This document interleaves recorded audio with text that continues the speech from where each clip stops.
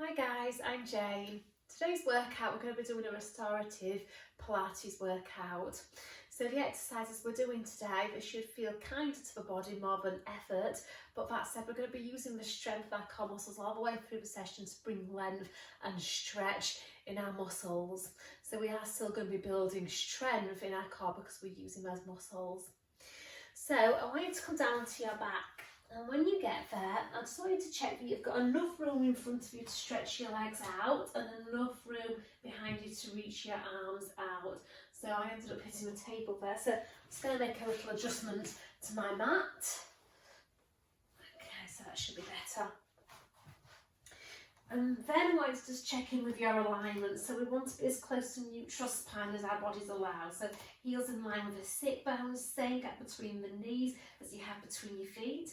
And you're just checking that your eye gaze is forwards, your ribs are sinking into the mat, and the pelvis wants to be neutral. So those three bones at the front of your pelvis, your pubic bone and your two pelvic bones, they're all level with one another. I want you to start the workout with some breathing. So we're going to focus on thoracic breathing, but there's two types of breathing that we use in Pilates. So thoracic breathing is ribcage breathing, and then belly breath, which is also known as diaphragmatic breathing. So thoracic breath allows us to use our deep core muscles, but belly breath can relax your abdominals, which does nothing to support your spine.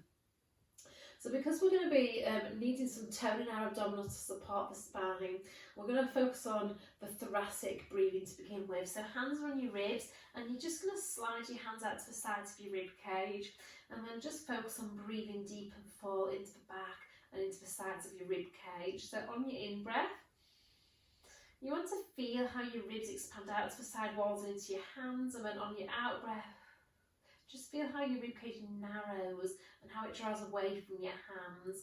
So focus on really using that inhalation to bring expansion to the ribcage, and then on your out breath you want to feel as though the back and the sides of the ribcage narrow and come close together. Try and make your in-breath as big as possible, because the bigger the in-breath, the bigger the out-breath. And then when the out-breath happens, fully exhale. So it's that full exhalation that engages your deep core muscles. Because when we breathe out, you naturally draw your navel into your spine, and it's drawing your navel in, which engages your deep abdominals. So just try and feel how your deep core muscles react to the movement of your rib cage. So just being aware of that, and then without holding too much tension in the torso, all I want you to do is reach your arms and legs apart. Now when you do this, I want you to make sure you're not letting go in your centre, so that would look like that. So you want to feel that you're closing your ribs and you're keeping some tension in your abs. So we're creating that stability through the middle, through our centre, so that the arms and legs have a strong base of support to really reach away from. So we're really creating length down the sides of the body through the front of the hip. Now from here, I want you to walk both of your legs to the right corner of the mat, but I'm trying to keep my pelvis anchored. So cross your right ankle over the left ankle, and then you're going to use your right hand to hold your left wrist, and I want you to pull the arm overhead. So we're finding a nice stretch down the left side of the body here. So if you're really tight for your lateral hip muscles, you might be aware of a stretch there. I'm feeling mine in my lats, my side back muscles. So where you feel your stretch down your side will depend where you're holding your tension. I'm trying to oppose the stretch, so my arms and legs are reaching to the right, but I'm trying to think of my ribs shifting a little to the left. And then I'm going to come back to the centre with my arms and then my legs. And then you're going to change sides, so walk everything to the left, and again just make sure you've got enough room there to do that, and then hold your wrist and then give that arm a pull. So really trying to find that side bend in the body. And again, I'm still trying to contract my abdominals, so I'm not letting my centre go. I'm trying to create that stability through the middle here. And then just holding it and trying to reach your hands and the legs longer, and the shoulders can lift up to the ears here, that's absolutely fine. And then coming back to the centre. So in this position, I want you to go into a star shape. So you're going to open your feet as wide as your mat, and you're going to open your arms as wide as your mat. And again, still trying to enclose those ribs and draw the pubic bone up to your belly button. So just feel that your arms and legs are reaching in opposite diagonals. From here, you're going to reach your right arm over to your left arm. And as you do this, really focus on pushing that right foot to the right corner of the mat. So you feel that the right arm and leg are reaching in opposite diagonals, and then roll back into the mat and then change sides. So I'm allowing my head to lift a little bit when I do this, and my rib cage will come away from the mat. But I'm really focusing on pushing the legs down into the floor here. So even though the opposite side of the pelvis comes away from the mat, I'm trying to reach it towards the mat. So I'm getting rotation in the spine here, but it's again a delicious stretch through the back of the rib cage, the lats, and I'm even feeling a little bit towards my lower back because I've got a tight lower back. So this is an active reach. I'm trying to get my fingertips reaching equally long here. So just one more, and really stretch, thinking of the arm and the leg reaching at opposite diagonals. And that takes effort in the abdominals. Interlock your hands behind your head now, still making sure you're not letting go through that middle. And on your next out breath, just going to curl the head, neck and shoulders off the mat. So you're rounding your upper spine forwards, using the in-breath to slowly roll down. Now, the measure of space between the chin and the chest should not change when you do this. You want to initiate movement from the ribs. So the ribs drop down to lift the head and chest up. The head moves forwards because it follows your spine as your abdominals bring your spine forward. So I'm focusing on range of motion here, guys. So I'm trying to feel the rounded shape that I'm creating through the upper back, trying to feel like I'm lengthening all the muscles that run up the back of the rib cage. Still focusing on keeping that pelvis nice and stable.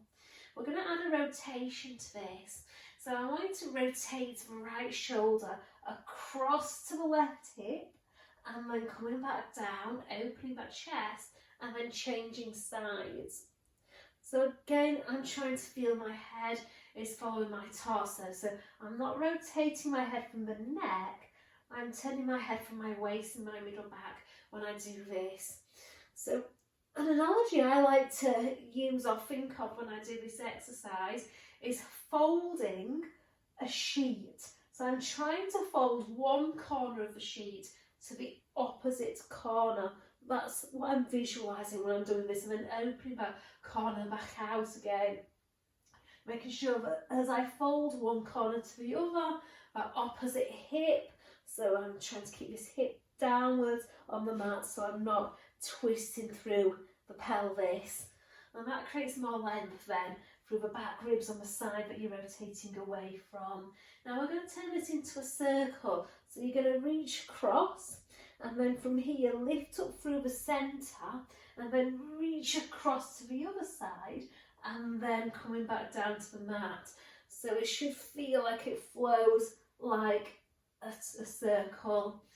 So really trying to mobilise the thoracic spine here, keeping that pelvis as still and as stable as possible. And then we're going to change direction. So trying to fold across, centre, twist, open up. And it really feels like my rib cage is making circles here. I'm moving my rib cage into rotation, flexion, rotation, back to its neutral position. And again, I'm not using my hands to pull my head forwards. My head is just following my spine as a consequence to the work that's happening in the abdominals. Shoulders staying down, and then one more. So yes, it feels like effort, but I'm feeling like I'm getting a nice amount of work through the upper torso. You're going to bend your legs in and just let your arms rest at the side of your body. So from here, coming into the shoulder bridge. So So we're going to articulate the spine. So I want you to rock your pelvis back so your lower back rounds into the floor, and then just peel your spine away from the floor one bone by one. So at the top of your bridge, you want a straight diagonal line from shoulders to the knees. So there's no bump in the ribs, no dip at the hips. So the ribs want to feel like they're reaching downwards as the hips feel like they're reaching up. And then slowly roll down. So back of the chest, back of the ribs, back of the waist, pelvis comes down and then release. That's it. So we're going to do this a few more times, guys. Initiating from the pelvis, driving this movement from the abdominals. And then really focusing here on the segmental control that the abdominals have of the spine. So a lot of people view this as a leg exercise because the intensity is in the back of the legs and the buttocks, but this exercise also takes a lot of abdominal control. You're using your abs to stabilise your spine at the top, so we've got the rib to hip connection, and as you roll down and roll up, we're feeling the control the abdominals have of articulating the spine, so moving one bone by one. But more than anything, I'm really trying to find that stretch down the front of the hips.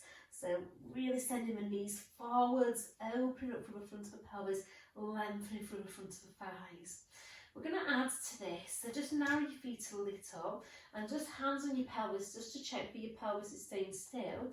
I'd like you to come into the figure of four position. So right ankle crosses over to the left thigh, flexing the forwards. Now feel that you're opening the knee, you're reaching the knee away from you without changing your pelvic alignment. So the two sides of your waist still remain equally long and the two sides of the pelvis should be nice and level. So really opening up through the back of the glute and through the front of the hip.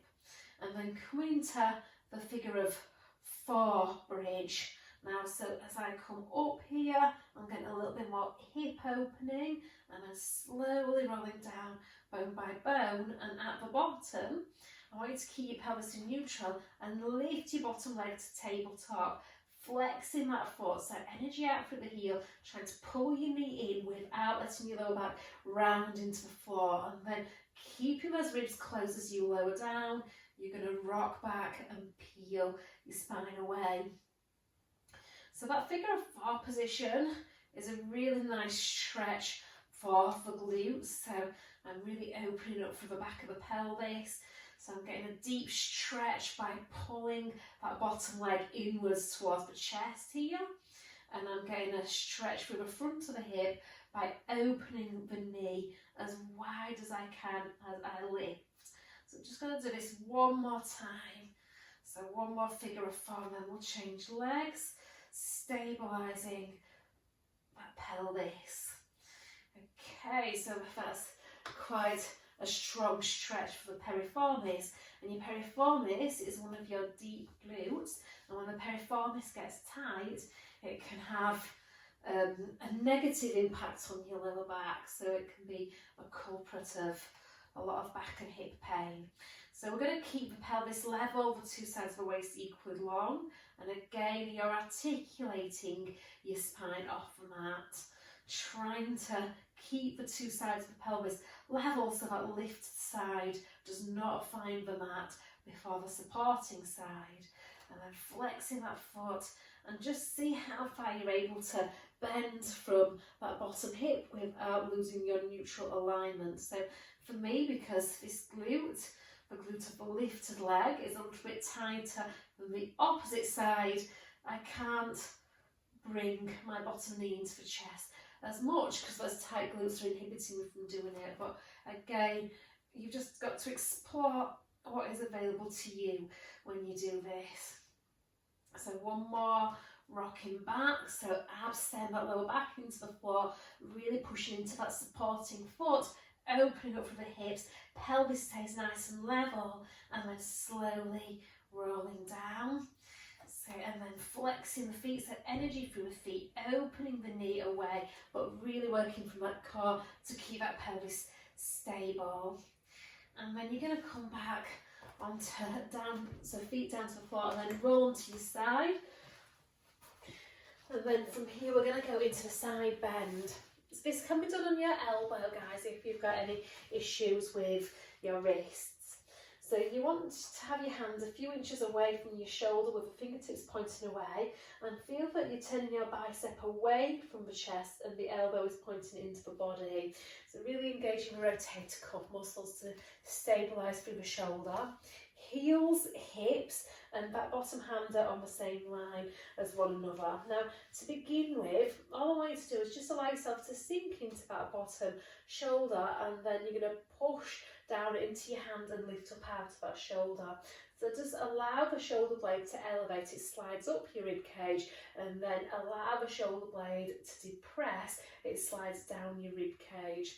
Now focus on keeping that external rotation, so the bicep is turning away from you and the elbow is turning in, so the shoulder's not vulnerable to the weight that we're putting through it. So this is a nice mobility exercise for the shoulder, and you could stay with this, I'll come back to it, but next time you depress the shoulder, I'd like you to keep that shoulder blade down your back ribs, and we're going to keep it there now. You're going to stretch that top arm overhead as we increase that weight going through the bottom arm. I want you to rotate to put your top hand down at the side of your bottom hand. Now in this position you're lifting the chest up away from the floor, and then unrotate or derotate, and then lift the chest up as you lower down. So even on the lowering phase I'm thinking of lifting, so I don't end up sinking into that bottom shoulder. So we're going to do that a few more times, and I'm going to add. So you're going to place your hands side by side, keep lifting up away from the floor, and send your hips backwards towards your heels. Bring your weight over your arms, and then untwist, and then lifting up. And we'll do that again. So the action of sending the hips back is a lovely stretch for the deep back extensors and for those lats. And we're really challenging a bit of hip mobility as well. So last one. So all the side muscles of the body have to be active here as well as the shoulder stabilisers. And then lowering down. So we'll do that on the other side. So again, finding that alignment, heels, hips, bottom hand, and pelvis and chest staying square to the wall in front of you. And then just start off with elevating the shoulder blade and then depressing the shoulder blade. So I'm feeling it slide up the rib cage and down, and I'm trying to feel that sense of the upper arm bone corkscrewing outwards in its socket. If the shoulder rounds forwards, then that puts a lot of pressure through that shoulder joint when you're weighting it. So we've always got to keep that shoulder going backwards. Okay, so you can stay with this because this is mobility work. It's mobility work for the shoulder, and it helps you improve the strength of your shoulder stabilisers, gives you a strong awareness of where that shoulder blade needs to live on the rib cage.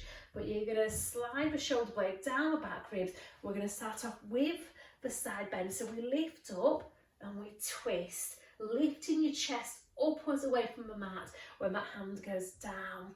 So that upwards energy of the chest and the rib cage engages the abdominals, and the shoulder stabilisers. So we're going to send the hips back, forwards, untwist, and then lower. And then we've got two more of these to do. All the time you're trying to keep that good shoulder position through both sides, not just that bottom side. But when that top hand goes down on the mat, we're putting weight through both sides now. So we've got to make sure that on both sides you're lengthening the shoulders away from the ears. Last one, sending those hips backwards, coming forward, and then release. So coming onto your belly now, and I want you to come into the swan position. So we're going to start with W arms. So arms are bent at the side of your body and legs about hip distance apart. But if you're tight through the front of the hip, you might have to go a little wider with the legs for your pelvis to be nice and level on the mat. So there's 3 bones at the front of the pelvis that you identified at the beginning of your workout. Those bones should be level on the mat here. Shoulders gently lengthening away from the ears. I want you to lift your head And then just start to reach your chest bone forwards to the front edge of the mat, and then upwards to where the wall meets the ceiling. So you're creating a back bend in your thoracic spine, your rib cage part of your spine, and then coming back down to the mat. So it's chest and then head first. So the higher you lift your upper back, the more control it takes in your abdominals to stabilise your lower back. So as you find that back bend in the upper spine, I want you to reinforce drawing your pubic bone upwards towards your belly button. So you feel that your weight is on your pubic bone and your front bottom ribs, and it's a sense of trying to make the weight of the lower abdomen lighter on the mat. So when you feel the control of this, we're going to increase range of motion. So finding that lift through the upper back, and then pushing down into the arms and lifting higher, stretching through the front of the spine, and then coming all the way back down to the mat. So adding on to this, as you lift higher, I want you to bend the knees, really forcing, drawing that pubic bone upwards towards your belly button, and then straighten those knees as you come back down. So the big challenge here is to make sure you don't sink and collapse into your lower back. If you're able to stabilise that lower spine, which takes a lot of control, this is an amazing stretch for the anterior chain. So the whole front torso, into the front of the hips, into the thighs, all those muscles lengthen when you do this. So we're stretching through the front of the body, and then coming back down. And then hands underneath the shoulders, and you're just going to push yourself up and just round your spine into your cat. So you want to feel that you're curling your tail under, lifting your back ribs, looking up at your belly button. And then from here, you're going to sit your bottom onto your heels, and then just roll up through your spine. So we're going to do a deep stretch now for the front of the hip. I'd like you to put your hands behind your back and try and get your hands flat on the floor. I like to point my fingertips out to the side walls. Roll the shoulders back, and then you're going to slide one foot forwards, so the whole sole of the foot is flat on the floor. Try and keep those hips centred so you don't shift across to the other side. Shoulders roll back, and you're going to push into your hands and lift your hips upwards. And then see if you can find an abdominal contraction. So draw your pubic bone upwards to your belly button, roll the shoulders back, and the stretch here should be in the quads. So one of the hip flexors goes from your knee into the front of the pelvis, and if that gets tight, it can inhibit us from using our glute muscles, or inhibit you from using your hips correctly. So we want to be really stretching into the front of the hip and down the thigh. So we're going to do this one more time. Shoulders pulling back. As you push the hips up, I'm pushing down into that supporting foot. I'm drawing my pubic bone up, and I'm really sending my bottom knee downwards into the mat. Okay, and then you're just going to slide that foot out to the side, tuck it back in, so give it a bit of help, and then changing sides. So the foot is flat, your weight is in your hands. Shoulders roll back. And then you're going to lift the hips up. Okay, so I'm really stretching down the front of my right hip. The more I send that right knee into the floor, as I draw the pubic bone up to my belly button, the deeper that stretch is going to be. So 2 more. Abs engaged here, because we need to protect that lower spine, squeezing the glutes. So we're using the abdominals and the hip extensors to stretch through the quads and the hip flexors. Last one, stretching as much as possible, and then easing out. So I'm going to keep that kneeling lunge position and just walk my hands forwards, adjust the foot a little bit. So from here, guys, we're just going to do a dynamic stretch for the hamstrings and the hip flexors. So in this kneeling lunge, you've got to make sure that your hips are square and you're not sinking into that back hip. So we want a level pelvis. And then you're going to just allow that front knee to track forwards over the toes, trying to get that back hip a little closer to the floor. And then from here, you're going to hinge backwards now and send your bum towards your back heel. So we're really changing the stretch into the hamstrings. So just allowing that knee to travel forward.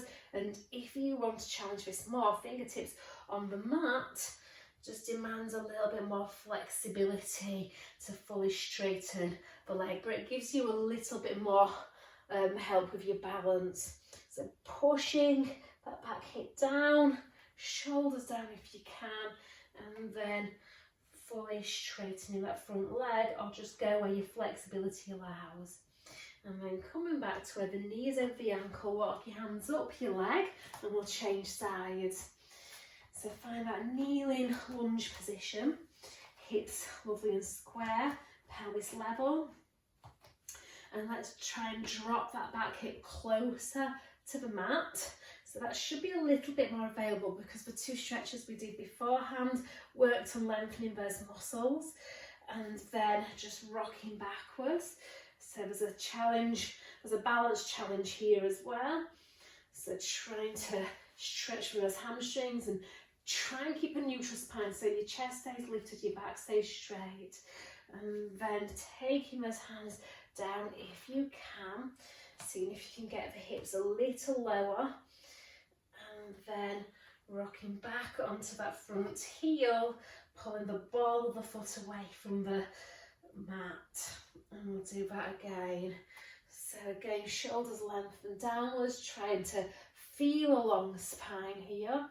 So we'll try to lengthen for those abdominals and then trying to send the hips back to stretch the hamstrings. And then walk up your leg and then you're going to come onto your bottom. So we're going to do a roll back. So the roll back is an exercise that really helps you progress with your Pilates, because if you're doing intermediate advanced Pilates, this exercise is in about 30% of the repertoire, if not more. But for me, I'm using this today as a stretch for the lumbar spine, as an opportunity to bring more mobility through the spine as well. So arms lifted, shoulders down, spine long. And then you're going to do the first bit of your shoulder bridge. So you're going to rock your pelvis back and then slowly roll back onto the pelvis and then rounding the spine forwards. And we're going to have a nice stretch downwards towards the feet, keeping that spine round but not collapsing, rolling back a little bit further. So see if you can get the back of our waist contacting the mat and then peeling that spine away, and again stretching down towards the feet. See if you can do this with straight legs. So giving your lower back a nice stretch as you try and reach further down your legs. And then ideally we want to feel that as the spine rolls backwards, the legs don't go with the spine, so you're trying to push the legs forwards as your spine goes back, and enjoy a full body stretch, making sure you're not letting go of that centre. Arms reach upwards and then your spine follows the arms. So feel the forwards energy of the arms, the forwards energy of your abdominals, stretching all the way down to your legs. You can flex your feet here. So by pulling those feet upwards, it just changes the sensation of your stretch. So getting a little bit more into the calves. So trying to keep good head and neck alignment, really scooping in those abdominals, because the more you can scoop the abs in and round that lower back, the more we open up through the backbones of the lower spine, and that just helps you improve that flexibility through your lower back, improve the mobility of your lumbar spine, the part of your spine that runs up the back of the waist. Okay, so we're going to stay down on the mat now. Again, just let that full body stretch happen, and then I want you to bend your legs into what I call the diamond position. Just let your knees open out. So just allowing the front of the hip to release after that, and then you're just going to put your hands on your lower abdomen. Okay, now we're just going to close our session focusing on belly breath. So try and feel the inflation now of your belly on your in-breath. So try and let it lift up into your hands, and then on your out-breath, feel the deflation of your belly. So So we focus on thoracic breathing at the beginning of our mobility workout because we needed to keep toning the abdominals to support the spine. But belly breath also has its place because sometimes we hold so much tension through the pelvic floor and through those deeper muscles. We need to be able to relax them. So if a muscle stays in a short, tense state all the time, it can get weaker. It will not have the ability to fully lengthen, the ability to fully contract. So belly breath just allows us to relax those deep tissues, the pelvic floor, deep abdominals, the deep hip flexors. So if we focus on taking that breath into the belly, all those tissues start to relax, and that helps you restore some elasticity in those tissues. We don't want to be using this in exercise, but rather before you go to bed at night, or if you're doing a session like this, finish the session off with some belly breath. So just a couple more. Closing your eyes and just allowing the floor to support the weight of your body here.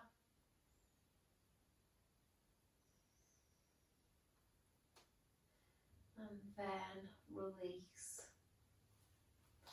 Okay, so I hope, guys, even though some of that was hard work and you had to use a lot of muscular effort, I hope you felt the nice bits as well. So bits where your muscles lengthened and you have those nice stretches.